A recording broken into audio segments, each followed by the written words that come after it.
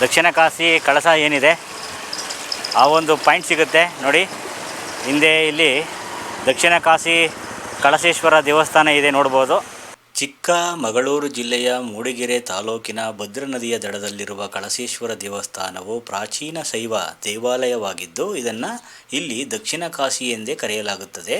ಇಲ್ಲಿ ಶಿವನು ಕಳಸೇಶ್ವರನಾಗಿ ಮತ್ತು ಪಾರ್ವತಿ ದೇವಿ ಸರ್ವಾಂಗ ಸುಂದರಿಯಾಗಿ ಈ ಒಂದು ಸ್ಥಳದಲ್ಲಿ ಪೂಜಿಸಲ್ಪಡುತ್ತಾರೆ. ಸ್ಕಂದ ಪುರಾಣದ ಪ್ರಕಾರ ಅಗಸ್ತ್ಯ ಋಷಿ ಶಿವ ಮತ್ತು ಪಾರ್ವತಿಯ ದೇವಿಯ ದೈವಿಕ ವಿವಾಹವನ್ನು ಇದೇ ಸ್ಥಳದಿಂದಲೇ ವೀಕ್ಷಿಸಿದರು ಎಂದು ಹೇಳಲಾಗುತ್ತದೆ. ಕಳಸೇಶ್ವರ ದೇವಾಲಯದ ಮುಖ್ಯ ವಿಗ್ರಹ ವಿಶಿಷ್ಟವಾದ ಕಳಸದ ಆಕಾರದಲ್ಲಿರುವ ಶಿವಲಿಂಗವಾಗಿದ್ದು ಇದು ದೇವಾಲಯದ ಮತ್ತು ಪಟ್ಟಣಕ್ಕೆ ಅದರ ಹೆಸರು ಬಂದಿದೆ ಅಂತ ಹೇಳ್ಬೋದು. ಈ ದೇವಸ್ಥಾನವು ನೆಲೆಸಿರುವ ಪ್ರದೇಶವು ಸುತ್ತಲೂ ಬೆಟ್ಟಗಳಿಂದ ಆವೃತವಾಗಿದ್ದು ದೂರದಿಂದ ನೋಡಲು ಒಂದು ಕಳಸದ ಅಂದರೆ ಪಾಟ್ ಆಕಾರದಲ್ಲಿ ಕಾಣುತ್ತದೆ. ಈ ಕಾರಣದಿಂದ ಈ ಊರಿಗೆ ಕಳಸ ಎಂಬ ಹೆಸರು ಬಂತು ಮತ್ತು ಇಲ್ಲಿನ ದೇವರನ್ನು ಕಳಸೇಶ್ವರ ಎಂದು ಕರೆಯಲಾಗುತ್ತದೆ. ಗಿರಿಜಾ ಕಲ್ಯಾಣದ ಸಮಯದಲ್ಲಿ ಇಡೀ ದೇವಲೋಕವೇ ಉತ್ತರ ದಿಕ್ಕಿಗೆ ಹೋದಾಗ ಭೂಮಿಯ ಸಮತೋಲನವು ತಪ್ಪುತ್ತದೆ. ಶಿವನು ಸಮತೋಲನವನ್ನು ಕಾಪಾಡಲು ಅಗಸ್ತ್ಯ ಮುನಿಗಳನ್ನು ದಕ್ಷಿಣಕ್ಕೆ ಕಳಿಸಲು ಏರ್ಪಾಟನ್ನು ಮಾಡ್ತಾರೆ. ಹೀಗೆ ಅಗಸ್ತ್ಯರು ಕೈಲಾಸದಿಂದ ವಿಂಧ್ಯ ಪರ್ವತವನ್ನು ದಾಟಿ ಬರುವಂತಹ ಸಂದರ್ಭದಲ್ಲಿ ಅವರ ಜೊತೆಯಲ್ಲಿ ಒಂದು ಕುಂಭದಲ್ಲಿ ಕಳಸದ ರೂಪದಲ್ಲಿ ತಂದಿದ್ದಂತಹ ತೀರ್ಥದಿಂದ ಈ ಒಂದು ಪ್ರದೇಶಕ್ಕೆ ಬಂದಾಗ ಆ ತೀರ್ಥದಲ್ಲಿ ಒಂದು ಕಳಸದ ಮುಖಾಂತರ ಒಂದು ಲಿಂಗ ಉದ್ಭವ ಆಗುತ್ತದೆ. ಈ ಕಳಸದಿಂದ ಉದ್ಭವವಾದಂತಹ ಆ ಲಿಂಗವನ್ನು ಇದೇ ಸ್ಥಳದಲ್ಲಿ ಪ್ರತಿಷ್ಠಾಪನೆ ಮಾಡಿದರು ಅಂತ ಹೇಳಲಾಗುತ್ತೆ.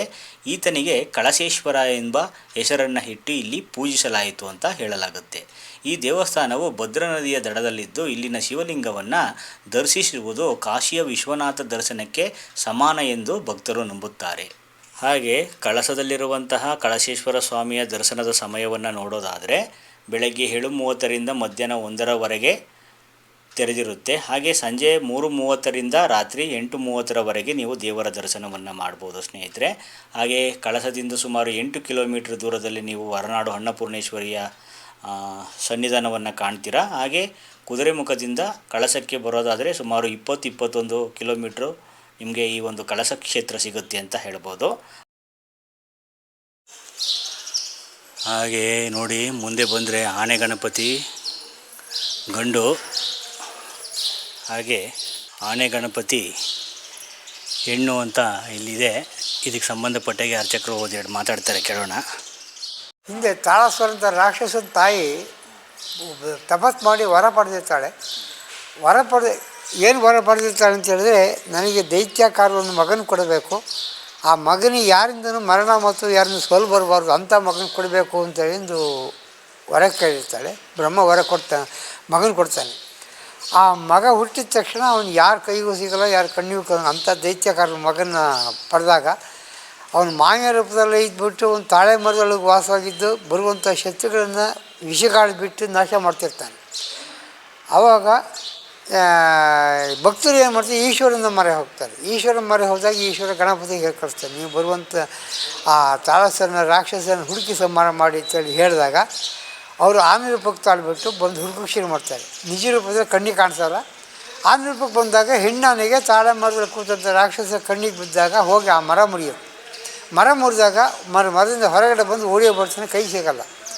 ಆವಾಗ ಗಂಡನೇ ಬಂದು ಅಟ್ಯಾಕ್ ಹಿಡಿಯತ್ತವನು. ಹಿಡಿದಾಗ ಅವ್ರಿಗೆ ಜ್ಞಾನೋದಯ ಬರ್ತಾರೆ ರಾಕ್ಷಸರಿಗೆ. ತಕ್ಷಣ ಹೊರ ಕೇಳ್ತಾರೆ, ನಾ ಮಾಡಿ ಸರ್ವತ್ರ ತಪ್ಪಾಗಿದೆ, ನಾ ಮಾಡಿದಂಥ ತಪ್ಪಿಗೋಸ್ಕರ ಇನ್ನು ಮುಂದೆ ನಿನ್ನ ಭಕ್ತರಿಗೆ ನನ್ನನ್ನು ದರ್ಶನ ಕೊಟ್ಟು ಭಕ್ತರು ಏನು ನೀನೊಂದು ವರ ಕೇಳ್ತಾರೆ ಆ ವರನ ಭಕ್ತರಿಗೆ ಕೊಟ್ಟು ಭಕ್ತರನ್ನ ಕಾಪಾಡಬೇಕು ಅಂಥೇಳಿ ವರ ಕೇಳ್ಕೊಂತಾನೆ. ಅವನು ಸಂಹಾರ ಮಾಡೋಲ್ಲ. ಪುನಃ ಈ ಆನೆಗಳು ಹೋಗಿ ಈಶ್ವರನ ಬಳಿ ಪ್ರಶ್ನೆ ಮಾಡಿದಾಗ ಈಶ್ವರ ತನ್ನ ಕ್ಷೇತ್ರದಲ್ಲಿ ಸ್ಥಾಪನೆ ಮಾಡ್ತಿದ್ದೆ, ಬರುವಂಥ ಭಕ್ತರು ನೀವು ಮೊದಲು ದರ್ಶನ ಕೊಡಿ ಅಂತೇಳಿ ಇಲ್ಲಿ ಸ್ಥಾಪನೆ ಆಗುತ್ತೆ. ಇದು ದೇವಸ್ಥಾನದ ಒಂದು ಹೆಬ್ಬಾಗಲಲ್ಲಿ ಆನೆ ಗಣಪತಿ ದರ್ಶನ ಮಾಡಿ ಈಶ್ವರನ ದರ್ಶನ ಮಾಡಿದಾಗ ಕಾಶಿಲಿ ಮಾಡಿದಂಥ ದರ್ಶನ ಮಾಡೋಂಥ ಪುಣ್ಯ ಇಲ್ಲಿ ನಮಗೆ ಭಕ್ತರಿಗೆ ಸಿಗುತ್ತೆ. ಹಾಗೆ ಧನ್ಯವಾದಗಳು. ಹಾಂ, ಒಂದು ನಿಮಿಷ. ಇವಾಗ ಕಾಣುತ್ತಲ್ಲ ಇದು ನೋಡಿ, ಇದು ಹೆಣ್ಣು ಅಂತೇಳಿ ತಾಳ ಮರ ಮುರಿಯತ್ತೆ ನೋಡಿ, ಕಾಣುತ್ತೆ ಗಾಡಿಗಳಿಗೆ. ಇದು ತಾಳೆ ಮರ. ಇದು ತಾಳೆ ಮರ ಮುರಿದಾಗ ರಾಕ್ಷಸ ಮರದಿಂದ ಹೊರಗಡೆ ಬರ್ತಾನೆ. ಈ ಕಡೆ ಬನ್ನಿ, ಇಲ್ಲಿ ನೋಡಿ, ಇದು ರಾಕ್ಷಸನ ಹಿಡಿದಿರೋದು ಗಂಡಾನೆ. ಆ ಹಿಡಿದಾಗ ಅವ್ರಿಗೆ ಜ್ಞಾನೋದಯ ಬರ್ತಾರೆ ರಾಕ್ಷಸರಿಗೆ. ಅವನು ಹೇಳ್ತಾನಲ್ಲ, ನನ್ನನ್ನು ಭಕ್ತರಿಗೆ ದರ್ಶನ ಕೊಡಬೇಕಂತ ಕೇಳ್ತಾನಲ್ಲ, ಅವ ಸಂಹಾರ ಮಾಡೋಲ್ಲ. ಅವನು ನಾವು ಗಣಪತಿ ನಮಸ್ಕಾರ ಮಾಡ್ತೀವಿ, ಅದು ರಾಕ್ಷಸಿ ಸೇರುತ್ತೆ. ಅದು ಸೇರಿದಾಗ ಏನಾಗುತ್ತೆ, ಅವ್ನು ಮಾಡೋಂಥ ಪಾಪಗಳೆಲ್ಲ ಪರಿಹಾರವಾಗಿ ಮುಕ್ತಿ ಹೊಂದ್ತಾನೆ. ಮುಕ್ತಿ ಹೊಂದಿದಾಗ ಭಕ್ತರಿಗೆ ಗಣಪತಿ ಬೇರೆದಂಥ ವರಗಳನ್ನು ಕೊಡ್ತಾರೆ.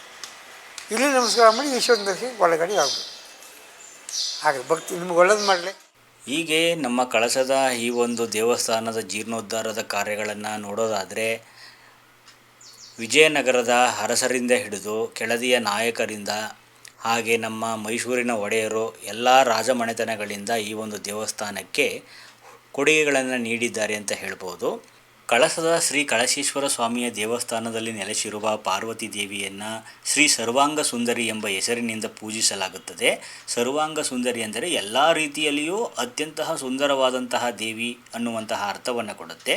ಅಗಸ್ತ್ಯ ಮುನಿಗಳ ಸಮ್ಮುಖದಲ್ಲಿ ನಡೆದಂತಹ ಗಿರಿಜ ಕಲ್ಯಾಣ ನೆನಪಿಗಾಗಿ ಇಲ್ಲಿ ದೇವಿಯನ್ನು ಪ್ರತಿಷ್ಠಾಪಿಸಲಾಗಿದೆ.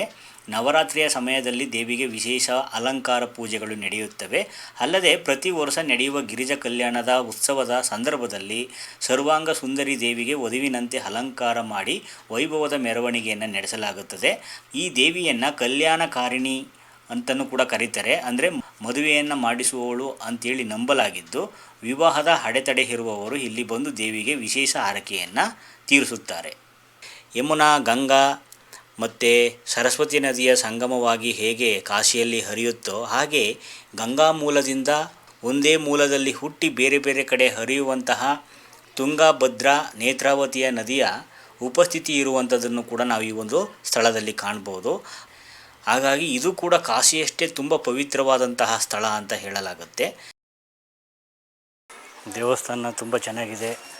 ಸ್ಥಳ ಪುರಾಣ ನೋಡೋದಾದರೆ ವೀಕ್ಷಕರೇ, ಮೊದಲಿಗೆ ನೋಡೋದಾದರೆ ಹಂಬಾ ತೀರ್ಥ ಅಂತ ಒಂದು ತೀರ್ಥ ಬರುತ್ತೆ. ಇದು ಕಳಸದಿಂದ ಸುಮಾರು 3-4 ಕಿಲೋಮೀಟರ್ ದೂರದ ಭದ್ರಾ ನದಿಯ ದಡದಲ್ಲಿದೆ ಅಂತ ಹೇಳ್ಬೋದು.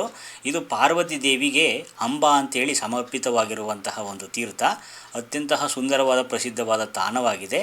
ಇಲ್ಲಿ ಪಾಂಡವರು ವನವಾಸ ಸಮಯದಲ್ಲಿ ತಂಗಿದ್ದರು ಎಂಬ ನಂಬಿಕೆ ಇದ್ದು, ಬಂಡೆಯ ಮೇಲೆ ಅಕ್ಷಯ ಪಾತ್ರೆ ಹಿಡಿದಿರುವ ದ್ರೌಪದಿ ಮತ್ತು ಪಾಂಡವರ ಕೆತ್ತನೆಗಳನ್ನು ನೀವು ಕಾಣ್ಬೋದು. ಹಾಗೆ ವಸಿಷ್ಠ ತೀರ್ಥ ಅಂತಲೂ ಕೂಡ ಇದೆ. ಈ ಒಂದು ತೀರ್ಥದಲ್ಲಿ ಹಿಂದೆ ವಸಿಷ್ಠ ಮಹರ್ಷಿಗಳು ತಪವನ್ನು ಮಾಡಿದರು ಅಂತ ಹೇಳಲಾಗುತ್ತೆ ಸ್ನೇಹಿತರೆ. ಹಾಗಾಗಿ ಈ ತೀರ್ಥವು ವಸಿಷ್ಠ ಮಹರ್ಷಿಗಳಿಗೆ ಸಮರ್ಪಿತವಾಗಿದೆ ಅಂತ ಹೇಳ್ಬೋದು. ಸಪ್ತರ್ಷಿಗಳಲ್ಲಿ ಒಬ್ಬರಾದಂತಹ ವಸಿಷ್ಠ ಮಹರ್ಷಿಗಳು ಈ ಸ್ಥಳದಲ್ಲಿ ತಪಸ್ಸನ್ನು ಮಾಡಿದರು ಮತ್ತು ಪ್ರವಾಸಿಗರಿಗೆ ಇದು ಶಾಂತಿಯುತವಾದ ಪರಿಸರವನ್ನು ಒದಗಿಸುತ್ತೆ. ನೀವು ಕೂಡ ಇದನ್ನು ಕಾಣ್ಬೋದು. ಹಾಗೆ ಪಕ್ಕದಲ್ಲೇ ನಿಮಗೆ ಹ್ಯಾಂಗಿಂಗ್ ಬ್ರಿಡ್ಜ್ ಇದೆ. ಕಳಸದ ಹ್ಯಾಂಗಿಂಗ್ ಬ್ರಿಡ್ಜು ನೀವು ಕೂಡ ನೋಡ್ಬೋದು. ಇಲ್ಲಿ ಇದೊಂದು ಪ್ರಮುಖ ಆಕರ್ಷಣೆ ಅಂದರೆ ತಪ್ಪಾಗಲಾರದು.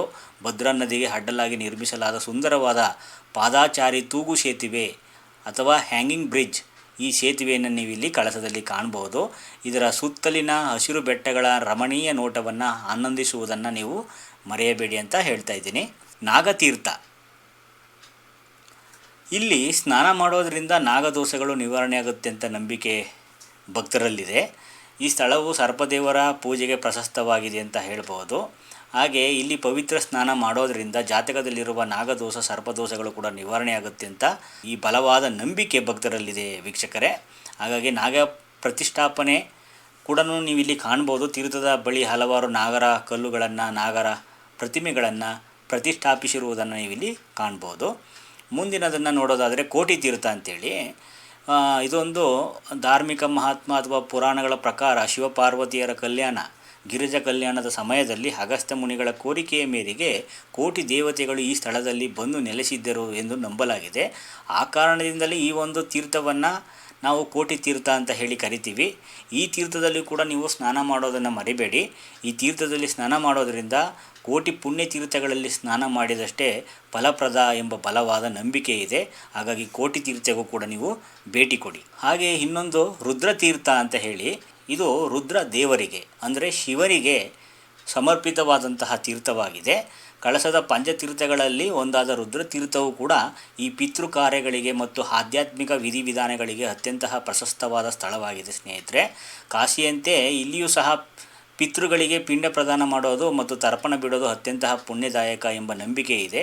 ಇಲ್ಲಿ ವಿಧಿವಿಧಾನಗಳನ್ನು ನೆರವೇರಿಸುವುದು ಗಯದ ವಿಷ್ಣುಪಾದದಲ್ಲಿ ಮಾಡಿದಷ್ಟೇ ಫಲ ನೀಡುತ್ತದೆ ಎಂದು ಭಕ್ತರು ನಂಬಿರೋದರಿಂದ ನೀವು ಕೂಡ ಅದನ್ನು ಇಲ್ಲಿ ಮಾಡಿಸ್ಬೋದು ಸ್ನೇಹಿತರೆ. ಕಳಸದ ಪಂಚತೀರ್ಥಗಳಿಗೆ ಭೇಟಿ ನೀಡಲು ಅತ್ಯಂತ ಅತ್ಯುತ್ತಮ ಸಮಯವೆಂದರೆ ಅಕ್ಟೋಬರ್ನಿಂದ ಮಾರ್ಚ್ ತಿಂಗಳವರೆಗೆ. ಈ ಒಂದು ಸಮಯದಲ್ಲಿ ನೀವು ಭೇಟಿ ನೀಡೋದರಿಂದ ಇಲ್ಲಿನ ವಾತಾವರಣ ಆಹ್ಲಾದಕರವಾಗಿರುತ್ತೆ. ಅಗಸ್ತ್ಯ ಮುನಿಗಳು ಮತ್ತು ವಸಿಷ್ಠ ಮಹರ್ಷಿಗಳು ಈ ಹಿಂದೆ ಈ ಒಂದು ಸ್ಥಳದಲ್ಲಿ ನೆಲೆಸಿದ್ದ ಕಾರಣ ಅವರ ಬಗ್ಗೆ ಕೆಲವೊಂದು ವಿಷಯಗಳನ್ನು ನೋಡೋದಾದರೆ, ಒಮ್ಮೆ ಮಿತ್ರ ಮತ್ತು ವರುಣ ದೇವತೆಗಳು ಒಂದು ಪವಿತ್ರ ಯಜ್ಞದಲ್ಲಿ ತೊಡಗಿದ್ದಾಗ ದೇವಲೋಕದ ಅಪ್ಸರಿಯಾದ ಊರ್ವಶಿಯು ಅಲ್ಲಿಗೆ ಬರುತ್ತಾಳೆ. ಅವಳ ಅನುಪಮ ಸೌಂದರ್ಯವನ್ನು ಕಂಡು ಈ ಇಬ್ಬರು ದೇವತೆಗಳು ಆಕರ್ಷಿತರಾಗುತ್ತಾರೆ. ಹಾಗೆ ಊರ್ವಶಿಯ ಸೌಂದರ್ಯದಿಂದ ಪ್ರಭಾವಿತರಾದಂತಹ ದೇವತೆಗಳ ವೀರ್ಯಸ್ಖಲನಗೊಂಡಾಗ ಪಕ್ಕದಲ್ಲಿದ್ದ ಒಂದು ನೀರಿನ ಕುಂಭದಲ್ಲಿ ಅಂದರೆ ಮಡಕೆಯಲ್ಲಿ ಬೀಳುತ್ತದೆ.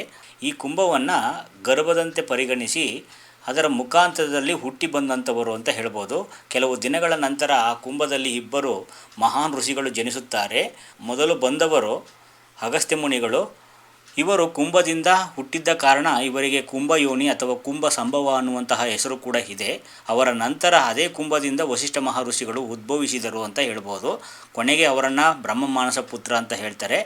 ಮಿತ್ರ ಮತ್ತು ವರುಣ ತಂದೆ ಸ್ಥಾನದಲ್ಲಿದ್ದರೆ ಊರ್ವಶಿಯನ್ನು ಅವರ ತಾಯಿಯ ಸ್ಥಾನ ಎಂದು ಪರಿಗಣಿಸಲಾಗುತ್ತದೆ. ಸ್ನೇಹಿತರೆ, ಈ ಇಬ್ಬರೂ ಋಷಿವರೆಗಳನ್ನು ಈ ಮಿತ್ರ ಮತ್ತು ವರುಣ ಪುತ್ರರಾದಂತಹ ಕಾರಣ ಇವರನ್ನು ಮೈತ್ರ ವರುಣಿ ಎಂದು ಕರೆಯುತ್ತಾರೆ. ವಸಿಷ್ಠರು ಶಾಂತಿ ಮತ್ತು ಸಂಯಮಕ್ಕೆ ಹೆಸರಾದವರು. ಇವರು ಅಹಂಕಾರ ಮತ್ತು ಕೋಪವನ್ನು ಜಯಿಸಿದ ಮಹಾನ್ ತಪಸ್ವಿಗಳಾಗಿದ್ದರು ಅಂತ ಹೇಳ್ಬೋದು.